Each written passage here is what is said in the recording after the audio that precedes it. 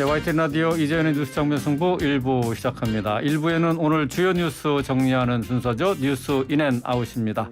오늘 주요 뉴스 깔끔하게 정리해 주실 김영민 아나운서 나오셨습니다. 안녕하세요. 김영민입니다. 예, 깔끔히 김영민 아나운서 그리고 깔끔하게 정리된 뉴스의 의미와 또 뒷배경을 해설해 주실 이동호 기자 나왔습니다. 안녕하십니까? 네, 안녕하십니까? 네.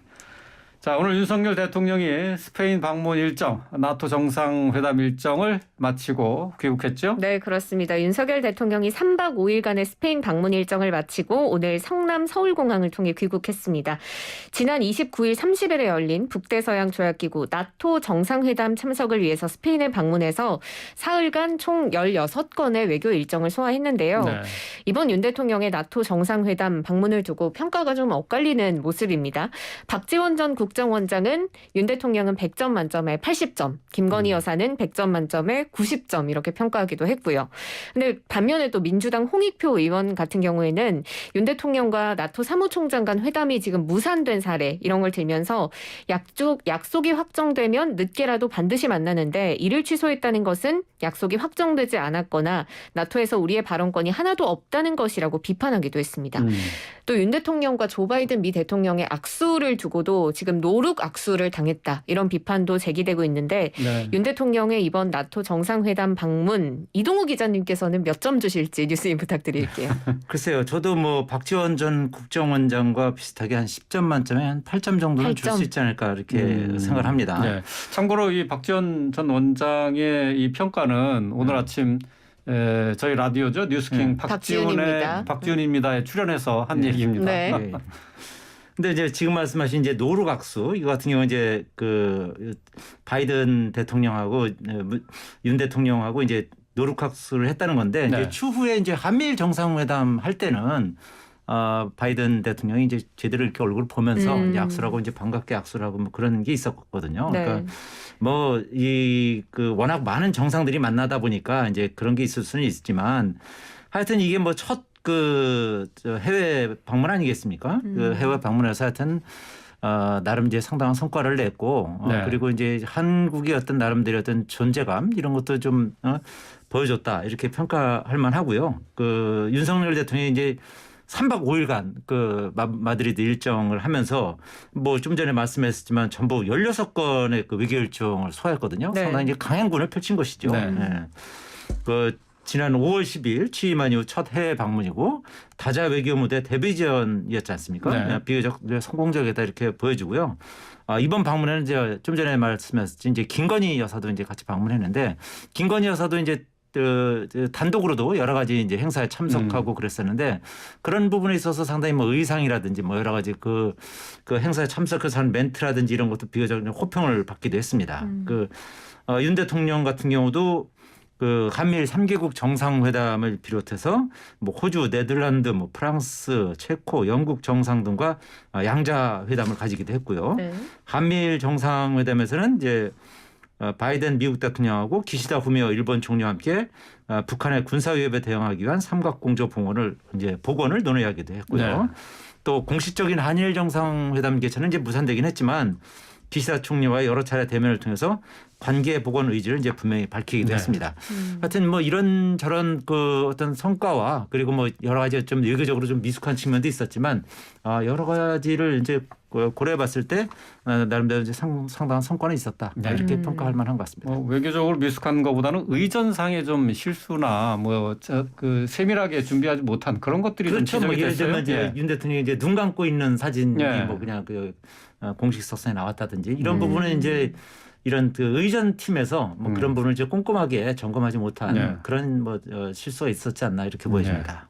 근데 오늘 윤 대통령 귀국하는 장소에 다른 것보다 더 화제가 된 인물이 있습니다. 그렇습니다. 예, 이준석 대표가 마중 나갔죠? 네, 그렇습니다. 윤 대통령 내외가 귀국 후에 공항에 마중 나온 이상민 행정안전부 장관, 김대기 대통령실 비서실장, 김성한 국가안보실장, 이진복 정무수석, 그리고 이준석 국민의힘 대표 등과 인사를 나눴는데요.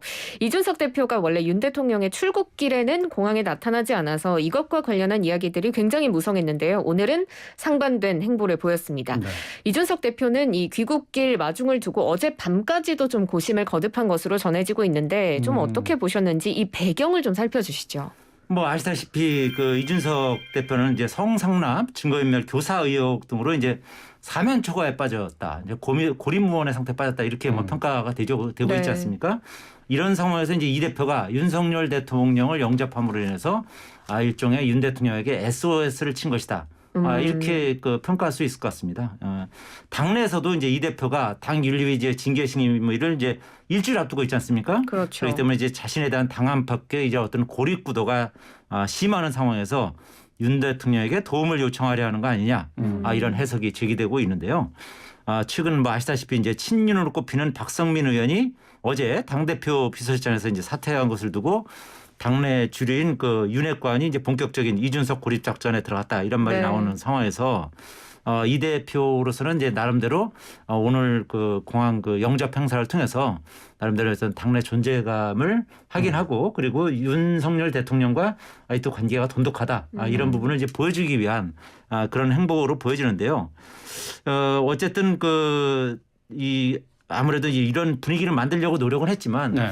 뭐 이런 그림 자체가 뭐 무슨 뭐 바로 윤 대통령과 이준석 대표의 관계가 이제 완전히 복원됐다. 이렇게 평가하기에는 뭐 좀 불투명한 상황이고요. 아무래도 뭐 당 대표가 뭐 영접하겠다는데 그걸 또 뭐 대통령이 네. 일부러 뭐 거부하거나 그럴 수는 없는 거 아니겠습니까? 네. 그리고 그렇죠. 어쨌든 공화의 영접을 나왔기 때문에 이제 환하게 웃으면서 이렇게 대화를 하고 뭐 맞이하고 뭐 그런 장면을 연출하긴 했는데.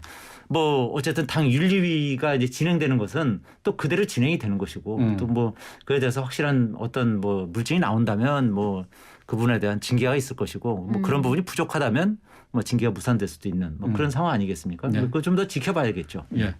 어쨌든 위기를 맡고 있는 이준석 대표가 공항으로 영접을 나갔다. 어쨌든 뭐 정가에서는 그냥 간단하게 보지는 않고 있는 뉴스가 되겠습니다. 근데 이제 앞으로 귀국한 윤 대통령 국내에서도 많은 현안들이 밀려 있죠. 네, 지금 산적해 있는 상황입니다. 가장 시급한 현안으로는 지금 박순애 사회부총리 겸 교육부 장관 후보자, 또 김승희 보건복지부 장관 후보자, 김승겸 합참의장 후보자 이렇게 3명에 대한 임명 여부가 될 것 같고요. 또 이뿐만 아니라 김창룡 경찰청장 사표 수리 여부 그리고 이루어지지 않고 있죠. 지금 원구성 상황, 경제 상황도 심각하고요. 여기에 지금 날씨로 인한 피해들까지 살펴볼 현안이 굉장히 많습니다. 네. 특히 지금 김승희 후보자의 경우에는 정치자금법 위반 의혹 관련해서 중앙선관위가 김 후보자를 검찰에 수사 의뢰한 상황이기도 해서 윤 대통령이 앞으로 어떤 결정을 내릴지 좀 관심이 모아지고 있는데요. 앞으로 어떤 행보를 보일 거라고 보십니까? 글쎄요, 윤 대통령 입장에서는 어쨌든 그 다자외교 무대 이제 데뷔전을 마치고서 이제 귀국을 했는데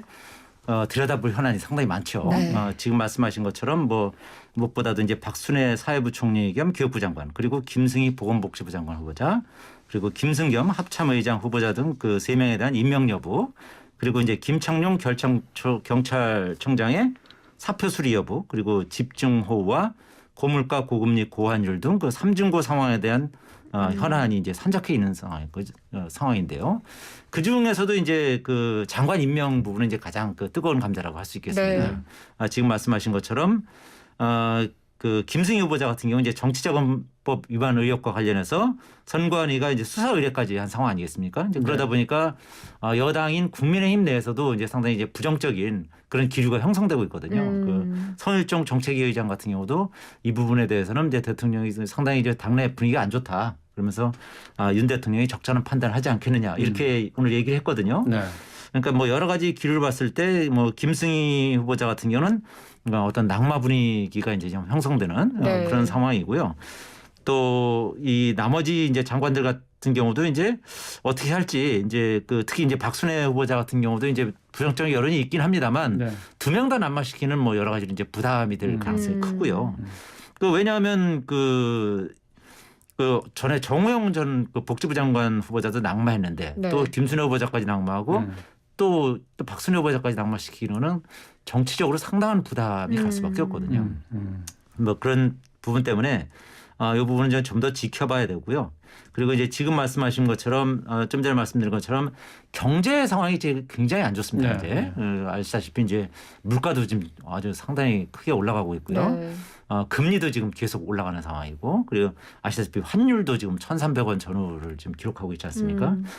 상당히 경제 위기 심리가 이제 높아지고 이제 집값도 떨어지고 주가도 하락하고 오늘부터 전기 가스요금도 올랐습니다. 그렇습니다. 네. 그런 상황이기 때문에 이런 그 경제 위기를 어떻게 극복할 것인지 뭐 이런 부분도 상당히 이제 윤 대통령 입장에서는 이제 고심을 거듭해야 되는 뭐 그런 상황인 것이죠. 예. 그 윤 대통령 앞에 지금 풀어야 할 과제들이 산처럼 지금 쌓여 있는데 말이죠. 이런 상황에서 윤 대통령의 지지율은 계속 하락하고 있어요. 네, 오늘 갤럽 여론조사 결과가 나왔는데요. 윤석열 대통령의 국정 수행에 대한 긍정 평가가 3주 연속 하락한 것으로 나타났습니다. 지금 한국갤럽이 6월 28일부터 30일까지 전국 만 18세 이상 1,000명을 대상으로 조사한 결과 윤 대통령이 직무 수행을 잘하고 있다고 답변한 사람은 43%로 나타났고 잘 못하고 있다라고 응답한 사람은 42%였습니다. 6일 지방선거 직후에 53%였던 긍정 평가가 3주 연속 계속 떨어져서 지금 지지율이 10%포인트 이상 빠졌고 또 윤 대통령이 잘못하고 있다라는 부정평가는 한 주 전에 비해서 4%포인트 상승했습니다. 자세한 내용은 한국갤럽 또 중앙선거여론조사 심의위원회 홈페이지를 참고하시면 되고요. 이번 지지율 하락의 배경이 어디에 있다고 보시는지 뉴스인 부탁드릴게요. 무엇보다도 좀 전에 말씀드린 것처럼 경제 위기가 가장 크죠. 지금 물가가 지금 다락같이 오르고 있죠. 그다음에 환율 올라가죠. 또 금리도 계속 미국 금리에 영향을 받아서 앞으로 이제 금리도 계속 오를 수밖에 없는 상황이고 네. 그렇게 되면 이제 서민들과 소상공인들의 피해가 이제 점점 커질 수밖에 없거든요. 오늘 갤럽 여론조사 보면 이 소상공인 자영업자들 쪽에서 15% 포인트가 빠졌습니다. 와, 지지율이 많이 빠졌군요. 그러니까 더 많이 빠진 것이죠. 네. 그러니까 그렇다는 것은 그 자영업자나 소상공인들의 피해가 점점 커지고 있다는 얘기거든요. 그러니까 경제가 안 좋은 상황에서 아무래도 지지율이 빠질 수밖에 없는 그런 상황인 것이죠. 그리고 또 여기에 이제 좀 전에도 말씀드렸지만 이준석 대표 징계를 두고서 여권이 이제 연일 이제 갈등을 빚는 것도 악영향을 미쳤다고 보여지고요. 네, 네. 또 앞서 언급한 그 김승희 박순애 장관 후보자와 관련한 자질 문제, 뭐 이런 그 인사 실패 이런 부분도 상당히 영향을 미쳤다 이렇게 보여지고요. 실제로 갤럽 여론조사를 보면 이 지지율에서 부정평가 이유로 첫 번째가 인사 문제, 두 번째가 경제와 민생을 제대로 살피지 않는다. 그다음에 세 번째가 이제 독단적이다, 일방적이다. 뭐 이런 순으로 지적이 됐습니다. 네. 그만큼 인사 문제 그리고 경제 위기가 가장 크게 크네요. 그 부정적 지지율에 영향을 미쳤다. 이런 뭐 반증으로 볼 수 있는 것이죠. 하여튼 윤석열 대통령의 국정 수행에 대한 긍정 평가가 3주 연속으로 하락하고 그것도 10%포인트나 빠졌다는 것은 상당히 심각하게 보여야 할 그런 문제고요. 무엇보다 경제 위기를 돌파하는 그런 리더십이 절실히 필요한 상황인 것입니다. 네. 아시다시피 얼마 전에 추경호 경제부총리가 이런 말을 해서 상당히 무리를 빚은 적이 있죠. 지금 인플레이션이 우려되는 상황에서 월급 인상을 자제해달라. 이렇게 맞습니다. 언급한 게 있어요. 이런 것을 두고 젊은 층에서 특히 이제 상당한 반발이 일었었거든요. 그러니까 결국 이런 물가는 오르는데 임금은 그 자리, 월급은 그렇죠. 이제 그거는 뭐 물론 이제 경제부총리 입장에서는 뭐 할 수는 있는 말이긴 하지만 이런 그 발언들이 사실은 이제 지지율에 상당히 악영향을 미치는 것이거든요. 그러니까 민심의 어떤 어떻게 보면 뭐 촉수를 건드렸다, 뭐 그렇게 볼 수 있는 것이고요. 네. 결국 그 윤 대통령의 지지를 높이려면 경제 위기를 이제 여하에 극복하고 그리고 국민들의 동의를 얻어내느냐 이런 부분이 이제 가장 큰 관건이다 이렇게 볼 수 있을 것 같습니다. 그런데 지금 일각에서는 김건희 여사 리스크가 이번 지지율에 좀 영향을 미친 것이 아니냐라는 지적도 있는데요. 어떻게 보십니까? 일정 부분 영향을 미쳤다 이렇게 볼 수 있을 것 같습니다. 네. 지난번 같은 경우도 뭐 봉화마을 방문할 때 모 대학 무용학과 교수 겸임 교수 동행했지 않습니까? 이게 지인이기 때문에 동행했다는데 이런 부분이 사실은 상당히 이제 악영향을 미치는 측면이 있는 겁니다. 그래서 최근 여론조사 전문기관 데이터 리서치가 쿠키뉴스 이래로 전국 1,000명 대상으로 조사했을 때 지난 27일에 조사했네요. 그렇습니다. 네. 대통령 부인으로서의 평가를 조사한 결과 잘못하는 답변이 56.3%에 이르렀고요. 네. 잘한다는 응답은 36%에 불과했습니다. 네. 결국 대통령 부인을 위한 어떤 조직이나 부서가 필요하지 않느냐 이제 그런 응답도 많이 나왔고요. 예. 이 조사의 표본 오차는 95% 신뢰 수준에 오차 범위 플러스 마이너스 3.1%포인트이고 응답률은 6.3%였습니다. 네. 저희 뭐 취임한 지 2달도 채 되지 않았는데 자꾸 지지율이 떨어져서 지금 뭐 대통령실 입장에서는 뭐 여러 가지로 좀 고민이 많을 것 같은데 이번엔 좀 민주당 상황을 좀 살펴보도록 하죠. 더불어민주당이 정치보복수사 대책위원회를 구성했죠. 네, 그렇습니다. 우상호 비대위원장이 직접 위원장을 맡아서 정치보복수사 대책위원회를 구성하고 문재인 정부 그리고 이재명 의원 관련 수사에 총력 대응하겠다라는 방침을 밝혔습니다. 다음 주 월요일에 1차 공개회의가 있을 예정이고요. 박균택 전 검사장이 부위원장으로 위촉됐고 김영배, 김의겸 의원 등 청와대 출신 인사들 또 김혜재, 이모선, 최기상 의원 등도 포함됐습니다. 신현영 민주당 대변인은 문재인 정권에 대한 보복수사 대응을 할 것이고 특히 인사나 정치에 대한 부분이라며 지금까지의 보복수사 현황을 정리해서 고소 고발까지 진행할 예정이고 이재명 의원 관련 사항도 포함될 것이다. 이렇게 밝혔습니다. 지금 우상호 비대위원장이 직접 위원장을 맡은 만큼 민주당에서는 정치보복수사에 좀 적극적으로 대응하겠다라는 의지가 엿보이는데 어떻게 보셨는지 뉴스인 부탁드릴게요.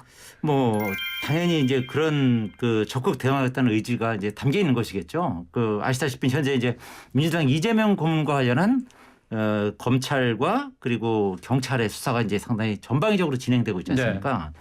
네. 이런 상황에서 뭐 최근에 검찰 인사를 보면 검찰 특수통들이 전면 배치됐어요. 네. 그러니까 이렇다는 것은 앞으로 이재명 의원과 관련한 수사가 상당히 가속도가 붙을 것으로 예상이 되는 것이고 이런 상황에서 민주당 입장에서는 이재명 의원을 위한 어떤 보호막을 설치할 필요가 있다. 네. 그런 측면에서 이번에 이제 정치보복수사 대책위원회를 구성했다 이렇게 보여지고요. 또 뭐 산업부 블랙리스트 의혹이라든지 뭐 여러 가지 그 전 정권 관련한 아시다시피 이번에 서해 공무원 투격 그렇죠. 사건 이런 것들도 다 재수사 내지는 이제 감사를 하고 있지 않습니까? 이런 부분들이 사실은 이제 전 정권에 대한 수사이기 때문에 이런 부분이 전방위적으로 진행되는 거에 대해서 민주당이 상당히 위기감을 가지고 있는 것이고 이제 그런 것이 결국 이번에 대책위원회를 구성하는 뭐 그런 결과물로 나온 것이 아닌가 이렇게 풀이가 됩니다.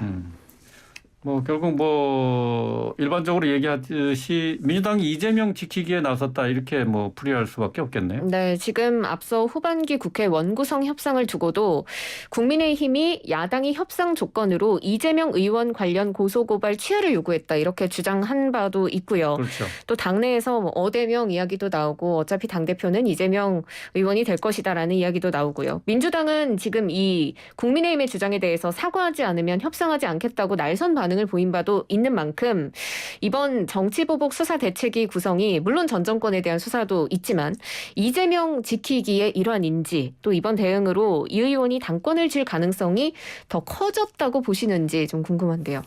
뭐 당연히 이번 대책위원회는 이재명 지키기의 일환이라고 이제 봐야겠죠. 실제로 민주당의 신현영 대변인이 이렇게 얘기했지 않습니까? 이재명 의원과 관련한 보복수사 사안도 위원회 활동 범위에 포함된다. 네. 이렇게 밝혔지 않았습니까? 또 당연히 이재명 지키기의 일환이라고 볼 수밖에 없고요. 이번 대응이 이 의원의 당권 도전에 유리한 국면을 만드는 측면도 있다. 저는 그렇게 봅니다. 왜냐하면 앞서 말씀드린 것처럼 이재명 의원을 향한 이제 검찰과 경찰의 전방위적인 이제 수사가 지금 예고돼 있는 상황이고요. 네. 실제로 이제 지금 착착 진행되고 있지 않습니까? 이런 상황에서 민주당은 이제 결사적으로 저항할 수밖에 없는 상황에 몰려 있는 것이죠. 결국 전당대회에서 박용진 의원 등 이런 97 세대 의원들이 지금 이제 현재 3명이 이제 출사표를 던졌고 이제 박지민 의원까지 이제 던진다면 이제 4명이 다 이제 출마를 선언하는 건데 이런 의원들이 이재명 의원들을 뭐 추격한다든지 지지율 상승을 하는 데 있어서 이런 검찰 수사가 어떻게 보면 그거를 제어하는 그거를 어떻게 보면 이제 상승을 억제하는 그런 기제로 작용할 가능성이 저는 제법 있다 이렇게 보여집니다. 민주당 측에서는 당의 위기라고 이제 판단할 수 있는 거죠. 예. 검경 수사가 이제 활발하게 진행되면 될수록 민주당은 이제 이재명 의원을 지키는 쪽으로 이제 결집할 수밖에 없고요.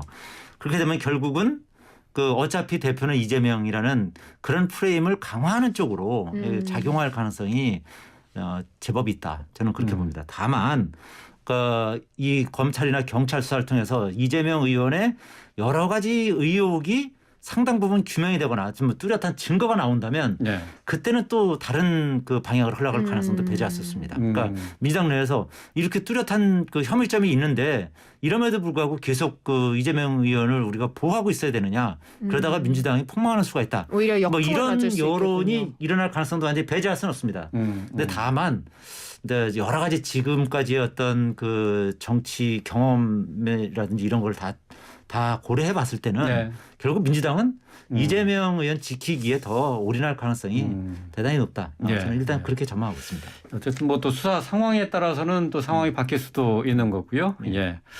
자, 뉴스 인앤아웃 주요 뉴스 정리하면서 윤석열 대통령과 관련한 여론조사 내용을 저희가 몇 가지 언급을 했는데요. 관련된 자세한 내용들은 중앙여론조사심의위원회 홈페이지를 참조해 주시면 좋겠습니다.